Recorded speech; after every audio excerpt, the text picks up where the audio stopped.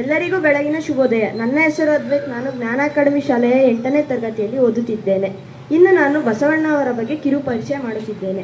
ಬಸವಣ್ಣನವರು ಸಮಾಜ ಸುಧಾರಕರು ಮತ್ತು ವಚನಕಾರರು. ಇವರು 1134ರಲ್ಲಿ ಜನಿಸಿದರು.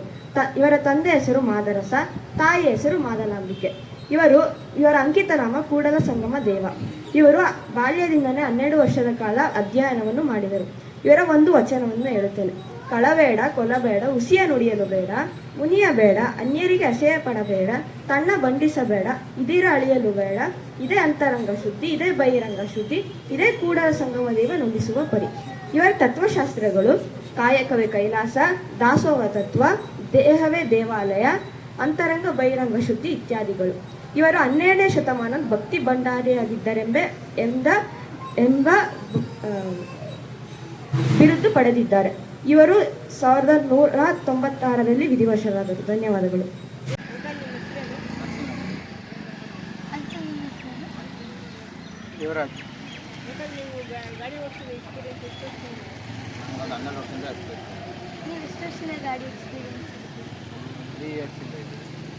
ನೀವು ರೋಡಲ್ಲಿ ಹೋಗ್ಬೇಕಾದ್ರೆ ನಿಮ್ಮದು ಟ್ರಾಫಿಕ್ ರೂಲ್ಸ್ ಯಾವ ಥರ ಫಾಲೋ ಮಾಡ್ತೀರಾ? ಟ್ರಾಫಿಕ್ ರೂಲ್ಸ್ ಅಂದರೆ ತುಂಬ ನಡುವೆ ಸಿಕ್ಕಾಪಟ್ಟೆ ಟ್ರಾಫಿಕ್ ಇದೆ, ಮತ್ತು ಸಿಗ್ನಲ್ಗಳು ಅವು ಅಷ್ಟೇ. ಟ್ರಾಫಿಕ್ ತುಂಬಾ ಇದೆ, ಬೇಗ ಸಿಗ್ನಲ್ ಜಂಪ್ ಮಾಡೋಕ್ಕಾಗಲ್ಲ.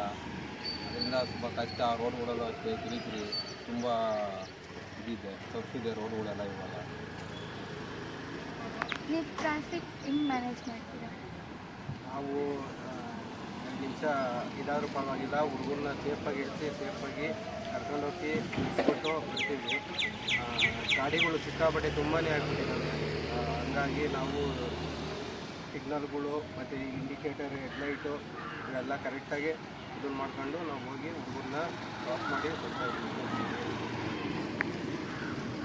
Wind up. ಥ್ಯಾಂಕ್ ಯು ಅಂತ ಹೇಳ್ರಪ್ಪ. Thank you.